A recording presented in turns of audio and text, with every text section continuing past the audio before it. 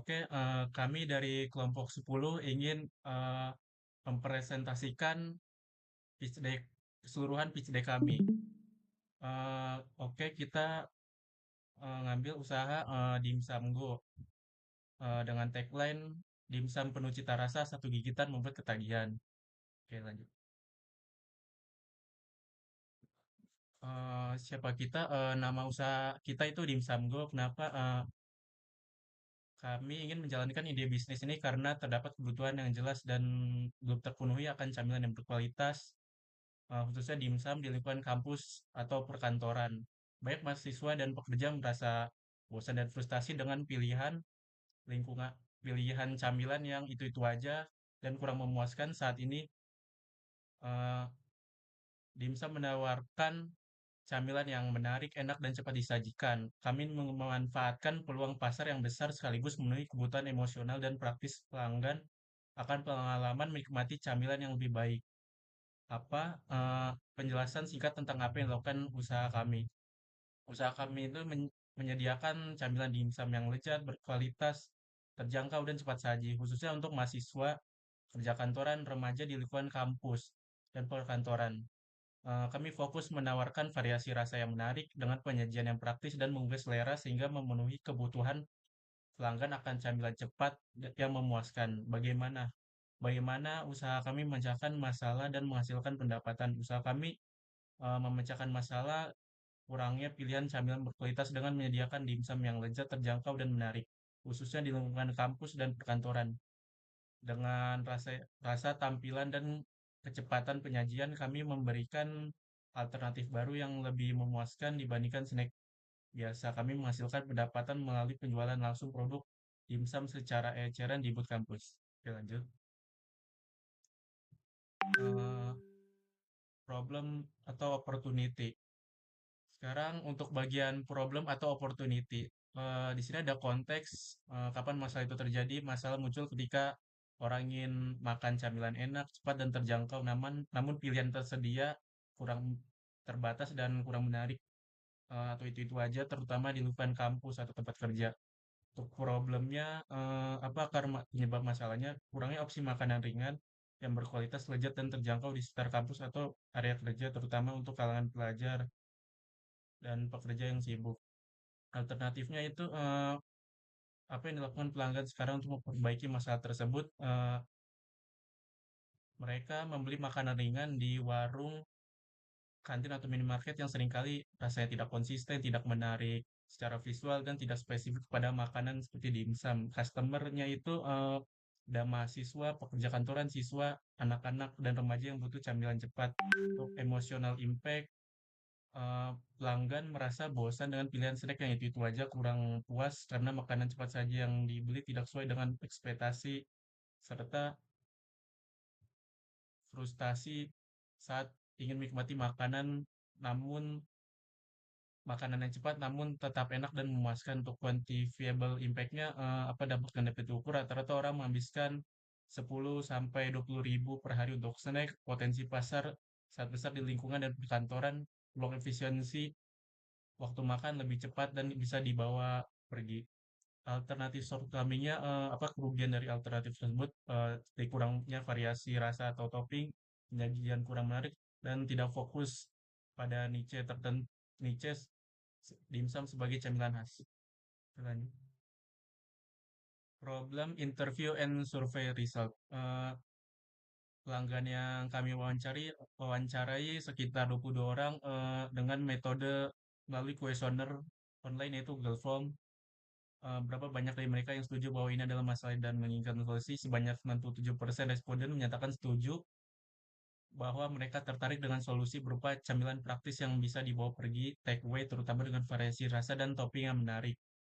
Berapa banyak dari mereka yang mengatakan tidak membutuhkan solusi baru? Di sini hanya sekitar 3% responden yang tidak merasa butuh solusi baru atau puas dengan kondisi camilan saat ini. Oke, lanjut. Untuk market size estimation, untuk total addressable market atau TAM-nya itu target pembeli itu mahasiswa, pekerja kantoran, siswa, anak-anak, remaja atau dewasa di Bekasi sekitar 22,6 juta orang dengan perkiraan usia 10 sampai 35 tahun. Presentasi orang yang setuju dengan solusi ini sekitar 97%, rata-rata pengeluaran camilan per orang perharinya 15.000. Untuk serviceable addressable market atau SAM, area layanannya di lingkungan kampus dan perkantoran di Bekasi, estimasi target awalnya itu 1 juta orang, penetration potensial, hasil riset internal dan benchmarking, dan produk snack lain menunjukkan potensi penetrasi 5 sampai 10 tahun 10 di tahun pertama.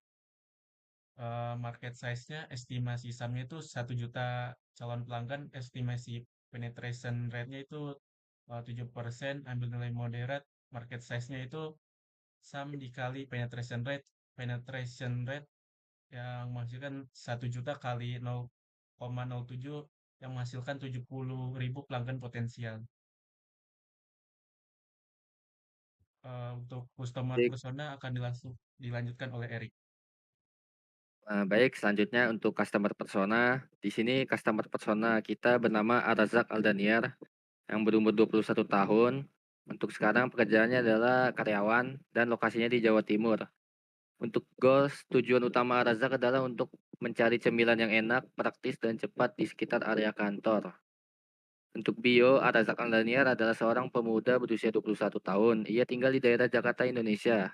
Arazak memiliki pekerjaan penuh waktu dan sering kesulitan mencari waktu untuk membeli cemilan yang cepat, nikmat, dan praktis. Untuk itu, Arazak membeli camilan dimsum go untuk nyemil di sela-sela kesibukan bekerja.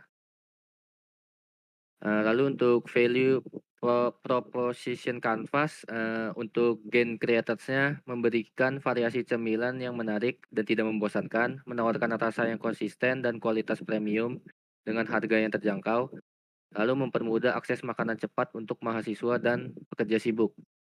Lalu untuk produknya, dimsum snack siap saji, cepat, terjangkau, dengan banyak variasi rasa dan topping, tersedia di sekitar kampus dan perkantoran. Lalu untuk painkiller-nya, mengatasi kebosanan pilihan snack yang itu-itu saja, mengurangi resiko ketidakpuasan karena rasa atau kualitas yang buruk, menyediakan opsi snack cepat dan praktis untuk dibawa saat aktivitas padat. Lalu untuk gains, I would love it if bisa menikmati snack enak tanpa harus pergi jauh atau antri lama, mendapat cemilan yang bervariasi, menarik dan bisa memenuhi selera, menghemat waktu saat butuh makanan cepat dan praktis. Lalu untuk jobs I would want, membeli cemilan cepat untuk mengisi waktu luang atau saat sibuk, memilih snack yang rasanya enak, harganya terjangkau dan mudah diakses. Untuk pains-nya, I would hate it if snacknya lama disajikan atau tidak tersedia, rasa dan kualitas snack tidak konsisten, harganya mahal atau pilihan toppingnya membosankan. Untuk solusi bisnis dimsum dengan target untuk semua orang menghadapi tantangan karena target pasar yang terlalu luas membuat produk dan pemasaran tidak terarah. Solusinya adalah melakukan penjualan di daerah sekolah, kampus, kantor untuk menarik pelanggan di daerah tersebut. Lalu untuk list the benefits of your solution, convenience and time savings, pelanggan bisa membeli dimsum siap makan secara cepat tanpa harus menunggu lama, cocok untuk orang yang butuh makanan praktis. Lalu untuk wide product selection, menyediakan berbagai pilihan dimsum dari rasa ekonomis hingga premium dengan varian lokal dan inovatif. Lalu untuk competition analysis, benefits-nya itu ada produk, price, branding channels, packaging, market reviews, dan UVP.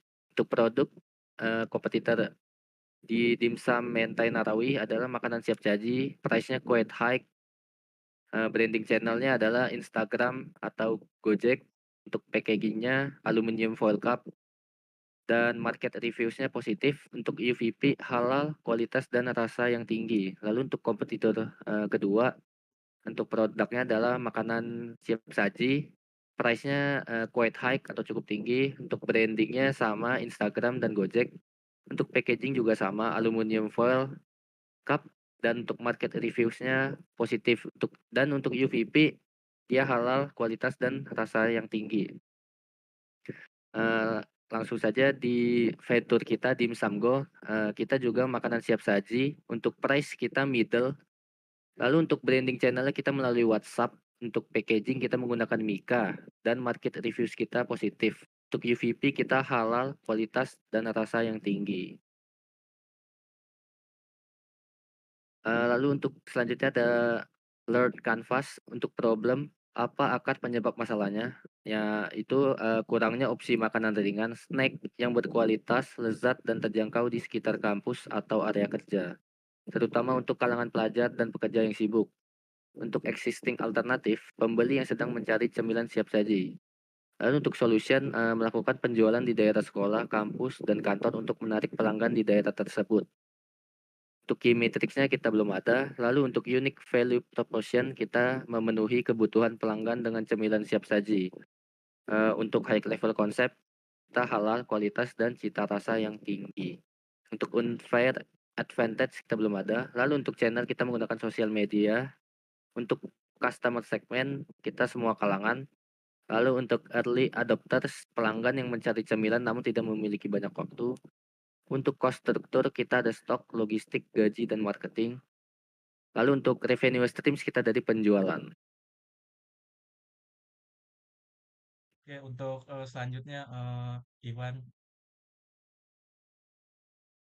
Di sini saya akan menjelaskan MVP ya, full product atau service description-nya itu ada pricing tergantung topping yang dipilih pelanggan, produk dan service option itu varian yang dapat dipilih dan sesuai dari request and customer. Karakteristik dan benefit memudahkan pelanggan untuk membeli cemilan. Untuk MPV validation-nya, berapa lama kita akan menguji MVP ini?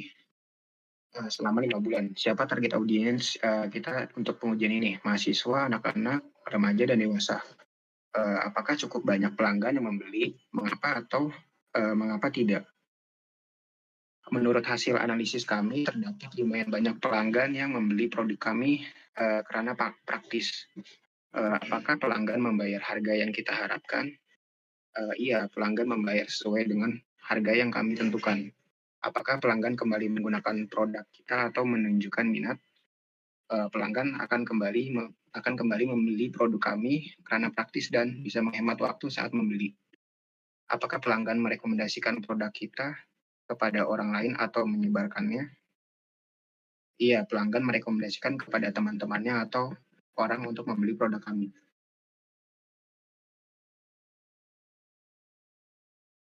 Masih banyak ya?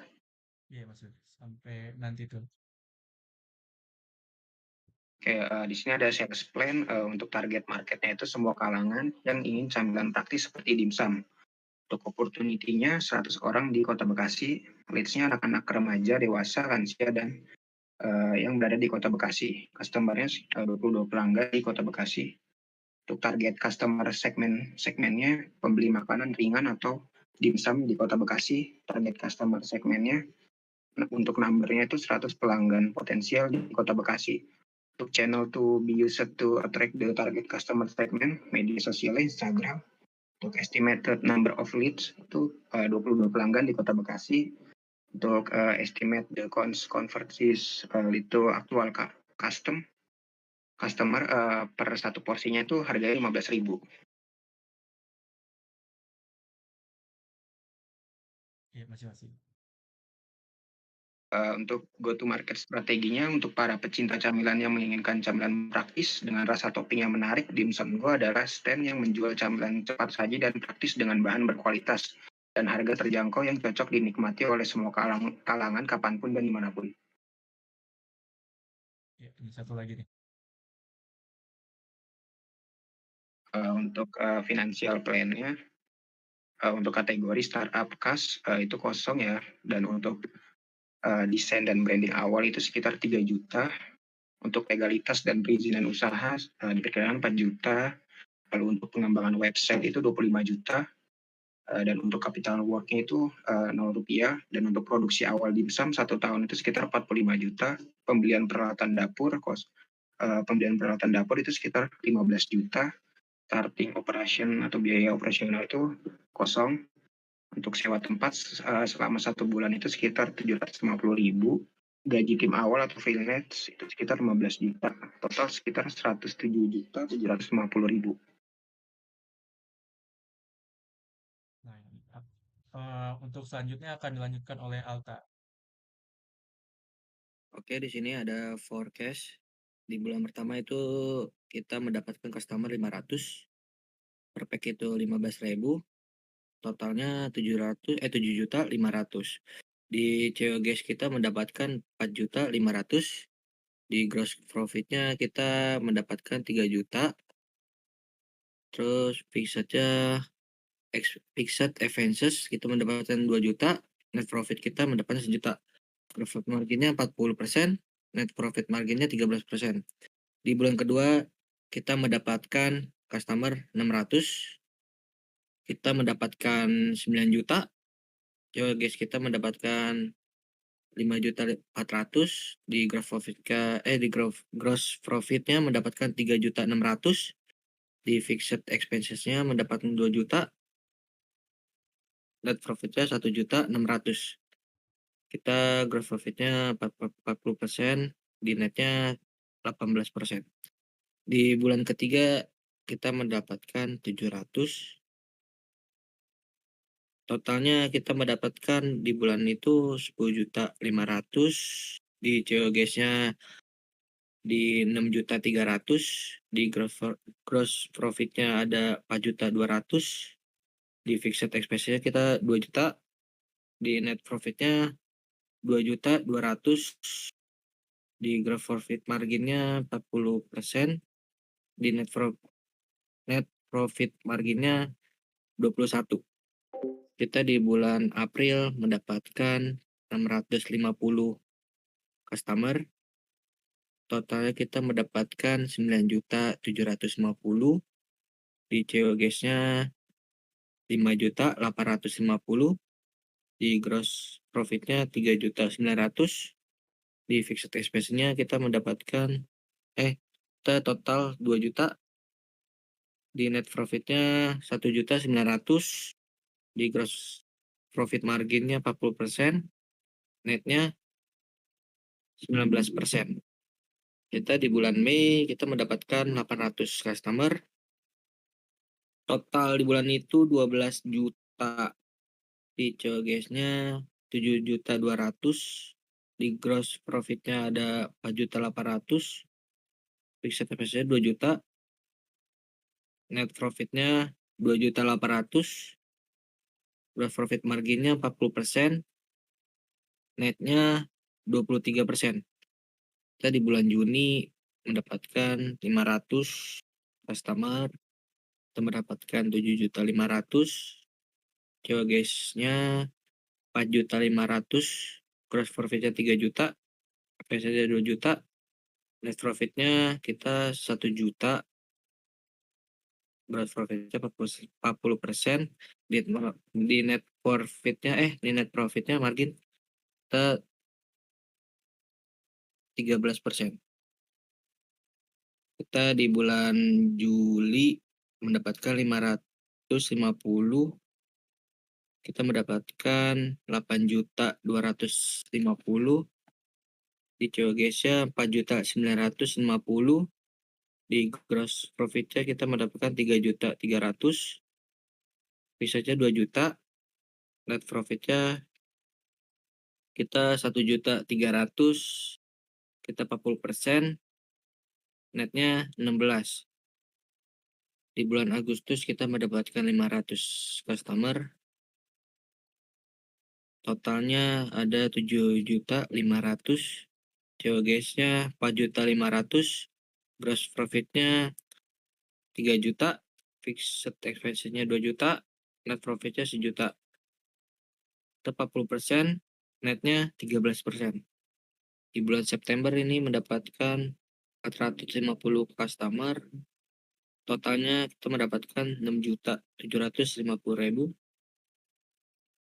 COGS-nya 4.050.000, gross profitnya 2.700.000, fixed expense-nya 2 juta, net profitnya kita mendapatkan 700.000, 40%, netnya 10%. Di bulan Oktober ini mendapatkan 350 customer. Kita mendapatkan 5.250.000. COGS-nya 3.150.000. Gross profit-nya 2.100.000. Fixed expense-nya 2 juta. Net profit-nya kita mendapatkan 100.000. Ini 40%, netnya 2%. Di bulan November ini mendapatkan 700 customer. Kita mendapatkan 10.500.000. Di COGS-nya kita mendapatkan 6.300.000. Di gross profit-nya kita mendapatkan 2.200.000. Fixed-nya 2 juta. Di net profit-nya kita mendapatkan 2.200.000. Ini 40%, kita netnya 21%.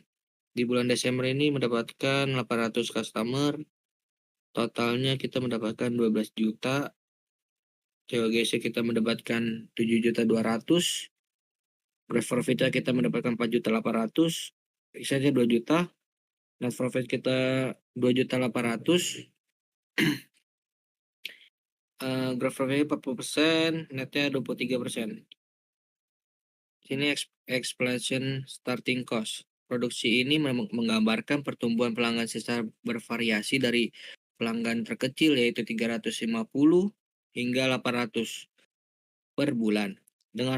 Dengan harga rata-rata kita 15 per pack, 15.000 per pack. Total penjualan tahun pertama itu dikira mencapai 106 juta 500 dengan margin kotor 40%. Biaya tetap seperti pemasangan gaji dan operasional dijaga efisien. Menghasilkan estimasi laba bersihnya kita mendapatkan 42.600.000 di tahun pertama. Di sini ada financial projection. Kita di bulan pertama itu total kita mendapatkan 7.100.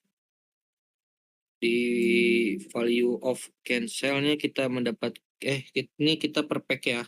Per pack itu 15.000, per unitnya 15.000. Kita cost per unitnya 8.000. Total di tahun pertama 106.500.000. Bersihnya 49.700.000. Di tahun kedua itu kita mendapatkan customer 7.500. Per selnya kita jual 15.000, per unit 15.000. Per unit ini 8.000. Kita mendapatkan di tahun kedua itu 112.500 dengan bersihnya 52.500. Di tahun ketiga kita mendapatkan 8.300. Kita mendapatkan 124.500, bersihnya 58.100. Di tahun keempat ini kita mendapatkan customer 10.200. Totalnya kita mendapatkan 153 juta dengan bersihnya 71.400. Di tahun kelima itu kita mendapatkan 15.300 orang. Kita total mendapatkan 229.500. Kita mendapatkan bersihnya 107.100. Sini ada capital cost. Di tahun pertama itu ada equipment kita 60 juta. Di production development cost-nya 35 juta. After 10 juta. Di tahun kedua itu 50, 25, sama 5 juta. Di bulan ketiga itu kita 30, 45 juta, 7.500.000. Di tahun keempat itu kita 45 juta, 15 juta, sama 5 juta. Di tahun kelima itu 35, 10 juta, 5 juta. Di sini ada expenses atau annual. Salarisnya kita di tahun pertama 15 juta, marketing dan promosinya 5 juta, digital marketingnya atau dan servis itu 3 juta. Utilities kita 2.400.000, rentnya 9 juta, dengan total di tahun pertama 34.400.000. Di tahun kedua itu kita salesnya 19 juta, promosi atau marketingnya 7 juta, digital marketing atau servisnya 5 juta, di utilitiesnya kita 2.700.000, di rentnya 9 juta. Di tahun kedua itu kita 42.700.000. Di tahun ketiga itu 21 juta, di marketing promosinya 9 juta, digital marketing service-nya 7 juta, utilitiesnya 2.900.000, di rentnya 9 juta. Total 48.900.000. Di tahun keempat itu salesnya 23 juta, promosinya 11 juta, digital marketingnya 9 juta, utilitiesnya 3.100.000, rentnya 9 juta, totalnya 55.100.000. Di tahun kelima itu 24 juta di salaries, marketing atau promosinya 15 juta, digital marketingnya service-nya 13 juta, utilitiesnya kita 3.300.000, di rentnya 9 juta, totalnya 64.300.000. Sini ada komponen number of existing shares-nya kita 1 juta, amount to be invest-nya kita mendapatkan 50 juta, earning after 5 tahun itu 64.300.000, rasionya 7, diskon rate-nya 10%, number of per tahunnya per 5 tahun. Di sini ada estimation terminal value 450.100, present value-nya 279.396.790 perak. Record of ownership persennya 18%. Kita number of years by investornya 179.000 per lembar saham. Surprise-nya 279 perak per lembar saham. Boleh dilanjut. Di sini ada unit ekonomi. Di sini ada komponen revenue kita 4.500.000, di COGS-nya kita 2.700.000, di gross profit-nya 1.800.000, di gross profit marginnya kita 40%, operating cost-nya kita 450.000, operating profit-nya kita ada 1.350.000. Di sini ada CAC, total biaya akuisisinya kita 42.600.000 dibagi 7.100 per orang. Kita totalnya ada 6 juta. Di LV-nya itu 15.000 per unit dikali satu pembeli per tahun kali 5 tahun dikali 60% margin, totalnya 45.000 di ARPU.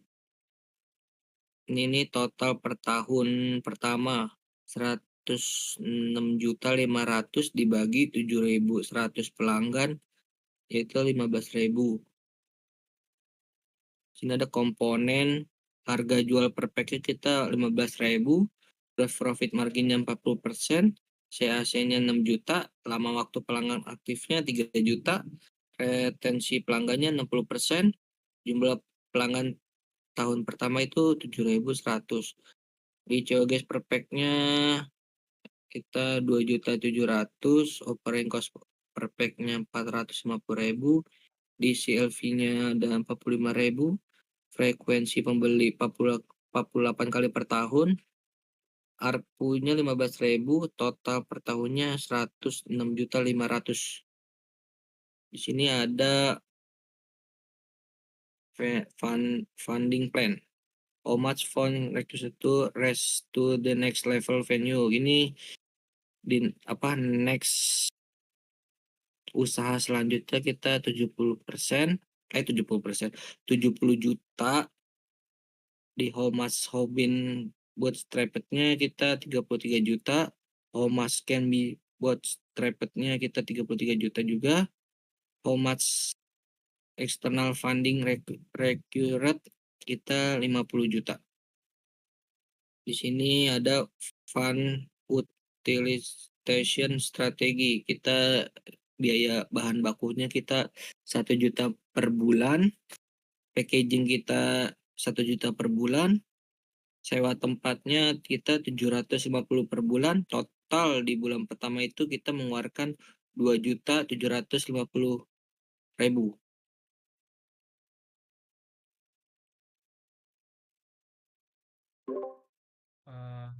Untuk tim compositionnya ada saya Ramadan Tinggarekaran sebagai CEO. Case strength and ability-nya vision leadership, strategic planning, team building, decision making, market knowledge. Ya. Lalu selanjutnya ada saya Erik Pratama. Untuk posisi saya COO.